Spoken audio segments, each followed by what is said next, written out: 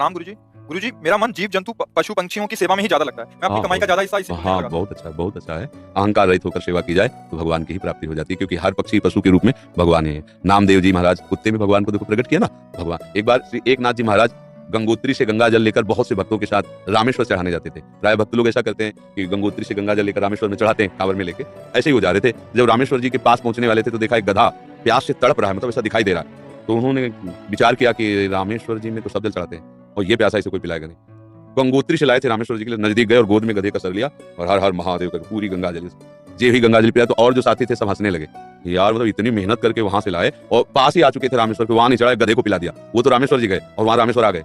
गधे को जे ही गंगा जल पिलाया तो भगवान उठ के बैठ गए, बोले मैं ही था, तुम्हारे को देख रहा था कि तुम केवल मूर्ति में ही मुझे समझते हो या सब जीवों में भी मुझे समझते हो। तुम्हारी इस दया से मैं द्रवित होकर यही प्रकट हो गया, क्योंकि कण कण शिव है, तो एक गधे से ही भगवान प्रकट हो गए। तो पशु पक्षियों की सेवा भगवान की सेवा पर अभिमान न करे, भाव ऐसा रखे कि भगवान ने मुझे ये सेवा दी है और सेवा लायक बनाया है बस, और इसका प्रचार प्रसार न करें। प्रचार प्रसार करने से सेवा का जो सुकृत होता है वो नष्ट हो जाता है। जैसे आप यार मित्रों से और बहुतों से हम तो ऐसा करते हैं, मतलब ये बात जैसे आप संत से या गुरुजनों से कहे तो बात अलग होती है, बस इसके बाद फिर अगर कोई कहे भी कि सुना है कि आपने पक्षियों की बहुत सेवा करते हो, अरे हम अपनी सेवा नहीं कर पाते पक्षियों की, क्या मतलब उसे हमें दबाना है। हमसे पाप बन जाए तो कह देना है, पुण्य बन जाए तो छुपा लेना है, पर अपने लोग उल्टा करते हैं। पुण्य बनेगा तो पोस्टर छपवा देंगे और पाप बनेगा तो कसम खा लेंगे कि किया ही नहीं है। यही हमारी दुर्गति कारण बनता है। अगर हमसे कोई गलती हो गई तो कोई पूछे आपसे गलती, वहां हो गई, अब दंड मिलेगा, वो नष्ट हो जाएगा। जहां आपने हाँ कहा वो पाप नष्ट हो जाएगा।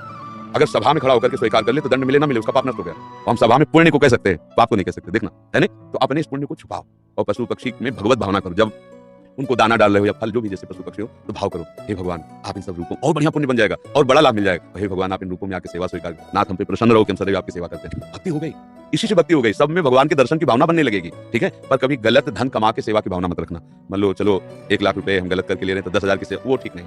ईमानदारी से कमाओ, धर्म से कमाओ, और फिर उससे अगर 10 रुपए की भी सेवा करोगे तो बहुत बड़ी सेवा मानी जाएगी। 10 करोड़ सेवा बेईमानी से वो तुम्हारे लिए बिल्कुल बेकार है। और 10 रुपए गरीब की 1 रोटी जितना पुण्य देगी ना, राजा का उतना पूरा धन का खजाना नहीं, क्योंकि वो मेहनत से करके और 4 रोटी में 3 में परिवार चलाया, अपने हिस्से के दे दिया दूसरे को, बहुत बड़ा दान हो गया। तो दान का ये भी स्वरूप समझना है कि गंदे आचरणों द्वारा, बेईमानी द्वारा नहीं, धर्म से कमा करके। एक बार राधा बाबा ने भागवत सुनी, एक ब्राह्मण आते थे, श्रद्धा से सुना। अब दक्षिणा देने की बात आई तो बाबा ने काम तो सन्यासी क्या दक्षिणा दे, आज बड़े बड़े लोग बैठे थे, जिसके पास पवित्र धन हो 100 रुपया में दे दो, किसी की हिम्मत नहीं निकालने की, क्योंकि बाबा बिल्कुल सत्य पे प्रतिष्ठित महापुरुष। अब पवित्र होना चाहिए, दंड मिलेगा, किसी की हिम्मत। एक घास खोदने वाला बगीचे में जो काम करता है दौड़ के आया, बाबा हमारा पवित्र है। वो कैसे तेरा पवित्र? बोले घास खोदता हूं, मुझे कोई 1000 2000 ले लेते, 100 रुपया तो दे देंगे। बोले तू दे 100 रुपया, लिया पंडित जी को देके, ये है दक्षिणा। हाँ, ये 100 रुपया 100 करोड़ की बराबरी बिल्कुल नहीं हो सकती। वो 100 करोड़ बेकार, वो 100 रुपया अच्छा। धर्म से कमाओ और धर्म से सेवा करो भगवत। डॉक्टर हिमांशु सूरी जी, बठिंडा पंजाब से। महाराज जी, मेरा ये प्रश्न है, क्या ऐसे महापुरुष जिनका गोलोक वास हो चुका है उन्हें गुरुदेव रूप में धारण किया जा सकता है, एवं अगर किया जा सकता तो कैसे?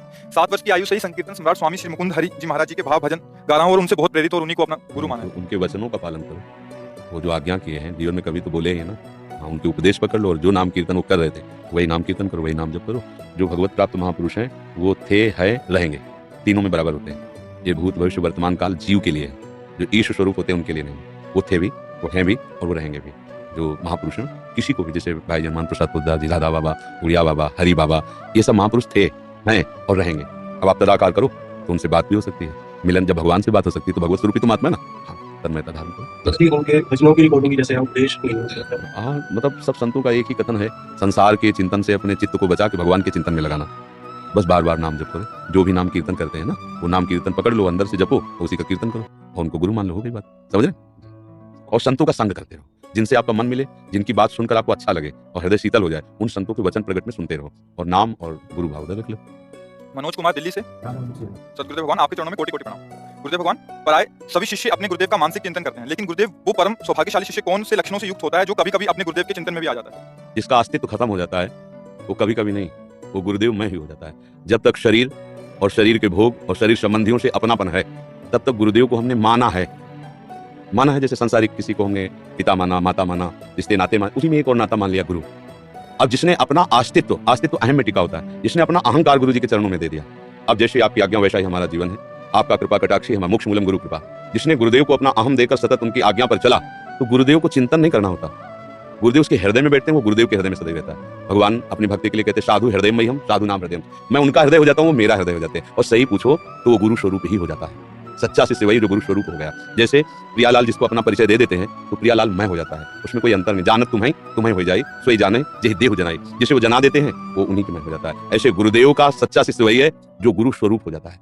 संसारिक राग, संसारिक भोग, संसारिक चिंतन रहित सदैव गुरु के बताए हुए नाम मंत्र में तल्लीन है, वही गुरु का स्वरूप होता है। गुरु निष्ठा, नाम निष्ठा, धाम निष्ठा, इष्ट निष्ठा, ये बड़ी दुर्लभ बातें हैं, किसी बिरले के हृदय में आती है, और ये निष्ठा आ गई तो निश्चित वो उसी को प्राप्त हो जाता है जिसकी जो, जैसे अभी हमारी शरीर निष्ठा है सबकी, तो हमें भोग की चाह है, मान की चाह है, प्रियता है, संसार सारा प्रपंच है, और जिस दिन भगवान निष्ठा आ गई तो सारा प्रपंच खत्म हो गया, भगवत निष्ठा आ गई।